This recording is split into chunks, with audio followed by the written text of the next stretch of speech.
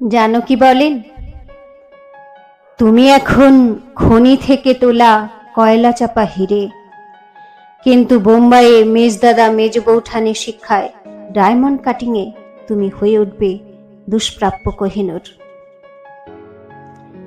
আর সেই কোহিনূর শুধু তোমার মুকুটে শোভা পাবে?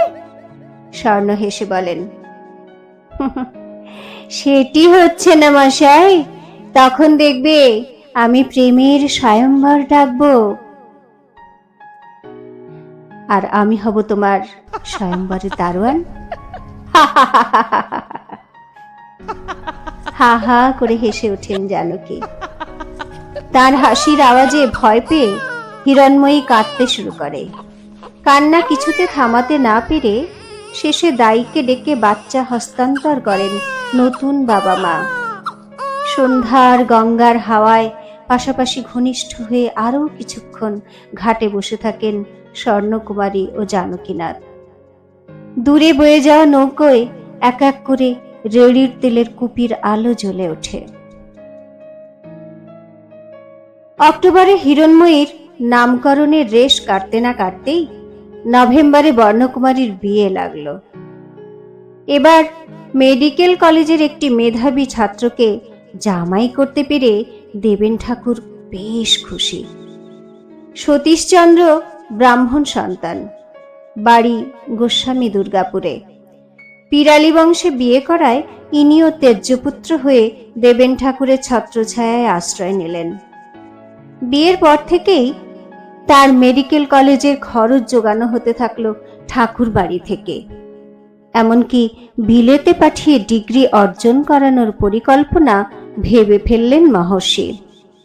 নববিবাহিত বর্ণ ও সতীশের জন্য ঠাকুর বাড়িতে একটি আলো হাওয়াযুক্ত বড় ঘর বরাদ্দ হল।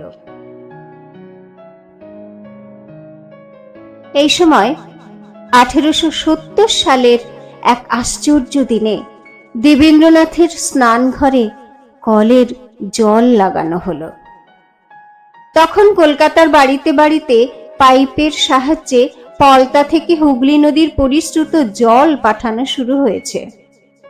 সে এক বিস্ময়। তেতলার উপরে এত অনায়াসে কল খুললেই জল পাওয়া যাচ্ছে দেখে বাড়ির ছোট বড় সকলেই মুগ্ধ। বালক রবির বড় ইচ্ছে একদিন বাবা মশাইয়ের ওই অবিরল জলধারায় স্নান করেন, কিন্তু তিনি বাড়ি থাকলে তা সম্ভব নয়।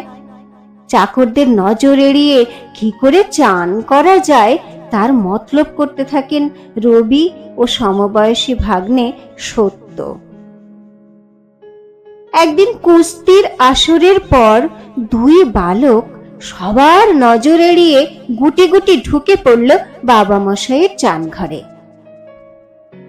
কাদামাটি মাখা ছোট দেহ দুটি জলধারার নিচে পেতে দিয়ে কি অনির্বচনীয় আনন্দ! কিছুক্ষণের মধ্যেই শ্যামা চাকর এসে হাজির। দুই অপরাধীকে নিয়ে যাওয়া হলো সারদার দরবারে। সারদা দেবী কিছুক্ষণ বালকদের আপাত মস্তক দেখে বললেন, কেন গেছিলি কর্তার চান ঘরে? কাঁচুমাচু বালকরা উত্তর দেন, বড্ড কাদা লেগে গেছিল কুস্তি করতে গিয়ে। ওরা জানে মা কুস্তি পছন্দ করেন না। সারদা যথারীতি বললেন, কি দরকার ওসব বাজে খেলার? গায়ে ময়লা লাগে। একে তো শ্যামলা ছেলে, তাই আবার কাদা মেখে ভূত সাজছিস কেন রবি? কি করব, হেম দাদা গনা দাদারা যে ডেকে নিয়ে যান, আমার কি ভালো লাগে নাকি তেল মেখে কাদা মেখে কুস্তি করতে? রবি জবাব দেন সাহস করে। সারদা দেবী মানদা দাসীকে ডেকে বলেন, আরে আমার সামনে সর ময়দা দিয়ে ছেলে দুটোকে আচ্ছা করে দলাই মালাই করার ব্যবস্থা কর। রোজ মাখাবি। আমার এই ছোট ছেলেটাই ময়লা, দেখি রং ফেরে কিনা। রবির কাছে এই এক নতুন শাস্তি, কিন্তু ছাড় পাওয়ার কোনো উপায় নেই। মায়ের সামনে চলল ছেলেদের কোষে রূপটান মাখানোর আসর। একদিন হঠাৎ সারদার কাছে ছুটে এসে কাঁদতে শুরু করেন প্রফুল্লময়ী।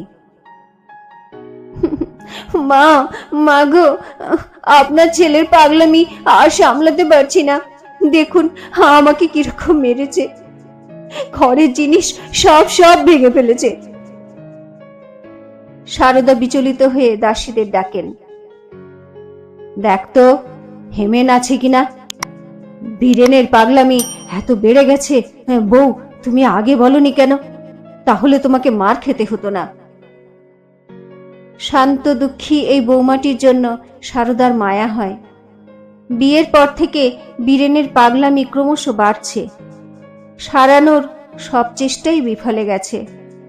এত দুঃখের মধ্যেও একটাই ভালো ঘটনা ঘটেছে প্রফুল্লময়ের জীবনে। সম্প্রতি তার একটি ছেলে হয়েছে। দেবেন্দ্র নাতির নাম দিয়েছেন বলেন্দ্রনাথ। শিশু বলেন্দ্র তার বাবার পাগলামি দেখে খিলখিল করে হাসে। পরিবারে হুড়োহুড়ি পড়ে যায়। হেমেন্দ্রনাথ ভাইকে সামলাতে না পেরে সাহেব ডাক্তার ডেকে পাঠালেন। ডাক্তারের হাত ঝাঁকুনি দিয়ে বীরেন বলতে থাকেন, আমার কলা বউ কই, কলা বউ? হেমেন ধমক দিয়ে বলে ওঠেন, কি পাগলামি করছো বীরেন? ওই তো তোমার বউ প্রফুল্লময়ী। কলা বউ আবার কে? বিয়ের আগে থেকেই বীরেন দিদিদের কাছে বায়না ধরেছিলেন কলা বউ বিয়ে করার। এখনো মাঝে মাঝে সেটা মনে পড়ে যায় বোধ হয়। প্রফুল্লর ঘোমটা সরিয়ে ভালো করে মুখটা দেখে ধাক্কা দিয়ে সরিয়ে দেন বীরেন। যা, তুমি আমার কলা বউ না। প্রফুল্লময়ী জোরে কেঁদে ওঠেন। দিদি এবং বড় যা নিপময়ী তাকে সরিয়ে নিয়ে যান।